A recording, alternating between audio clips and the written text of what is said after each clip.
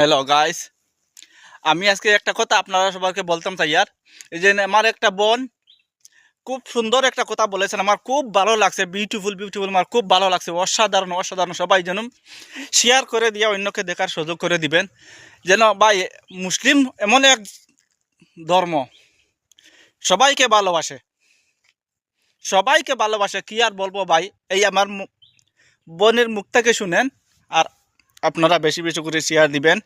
আমার অত্যন্ত খুব ভালো লাগছে। ইনশাল্লাহ আপনারও ভালো লাগবে। আমি মুসলিম নিয়ে কিছু বলতে চাই, মানে এই ভিডিওটা তাদের জন্য বা এমনি জনসাধারণের জন্যও।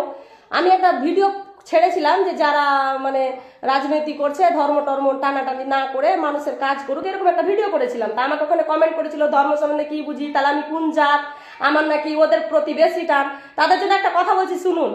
আজ থেকে 5 বছর আগে আমার ছেলেকে 72 ঘন্টা টাইম দেওয়া হয়েছিল। আমার ছেলে মানে খুবই খারাপ ছিল, বলা যাবে না, 72 ঘন্টা টাইম।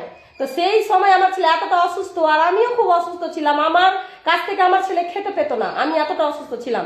সেই সময় গোটা ওয়ার্ল্ডে এতগুলা হিন্দু মহিলা ছিল, আরো অন্যান্য জাত ছিল। আমার ছেলেকে কেউ খাওয়ায়নি, কারণ আমার ছেলে খুবই অসুস্থ ছিল, এই জন্য কেউ খাওয়ায়নি, সবাই ঘেন্না করেছিল। কিন্তু একটা সুজাপুরের মানে মুসলিম মহিলা আমার ছেলেকে স্তন্য দুগ্ধ পান করিয়ে বাঁচিয়েছিল। আমার ছেলেটা সকাল হতে হতে বেঁচে গেছিল, মানে রাত 3টা থেকে খেয়েছিল। তো আমি তার জন্য সন্তান ফিরে পেয়েছি। তো সে মুসলিম হলো কি হিন্দি হলো আমার দেখতে যাব না ভাই, কারণ তার জন্য আমার সন্তান বেঁচে ছিল। সে আমার কাছে ভগবান। আমি জাত পাত ধর্ম কিছু বুঝি না, মানবতা বুঝি। যার মধ্যে মানবতা মনুষ্যত্ব আছে, যার জন্য বেঁচে থাকবো, বা যারা আমাদের উপকারে আসে, সে যেই হোক না কেন, সেই আমার কাছে ভগবান।